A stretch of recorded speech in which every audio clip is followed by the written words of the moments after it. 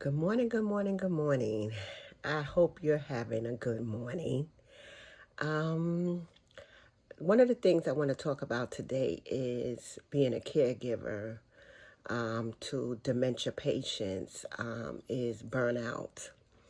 As you know, I've been taking care of my mom for almost going in May to be 3 years, and she has dementia.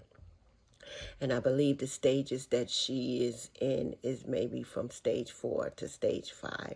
There is 7 different stages of dementia that dementia patients will have to go through. 7 different stages. So I believe that my mom is in a stage between 4 and 5, the stages that she is in. One of the things that I recognize that I started to get burnt out, like frustrated, very short-tempered, just didn't want to be bothered with anything or anybody, just not motivated to do anything. And I had to look in the mirror and say, this is not Angie. This is not the person that I used to be. I was able to identify that why am I short patient? Why am I frustrated?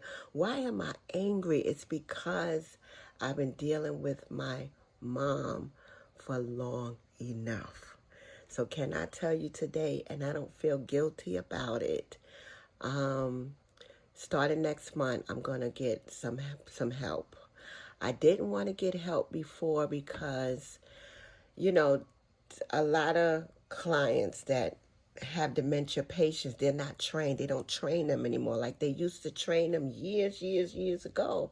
They used to train them, but now they just give them a case and don't even tell them what the case is really about, especially when it comes to dementia, because they don't even really can't even tell you too much because they're an agency and they're just getting people that they can hire to take on these cases. And I was always afraid that, you know, my mom getting someone that didn't have any knowledge of what the whole dementia thing is all about. It's important that you educate yourself regardless to whatever it is, whatever field you're going into, whether they taught you or not. But if you're going into any type of field of anything, I feel that you need to educate yourself. So I feel like they weren't educated because my mom had AIDS before, her husband had AIDS before, and they didn't have a clue of what they were dealing with. And it was a shock to me when I asked them, well, do you know what dementia is? And they said no. So that goes to show that they never was trained. So I was always afraid of that because, they can get very violent at times. And people today, they may walk around with police outfit on, a nurse outfit, whatever type of profession you're in, but people are walking around today with mental issues going on no matter what the outer appearance looks like. So I didn't want to bring somebody in here that, my mom get violence or cuss out and then they want to retaliate and cuss back, and maybe my mom hit one of them and they hit her, then it's a problem. So I always had fear of that, but I decided to just give it to God because I was at my point where I just couldn't take it no more.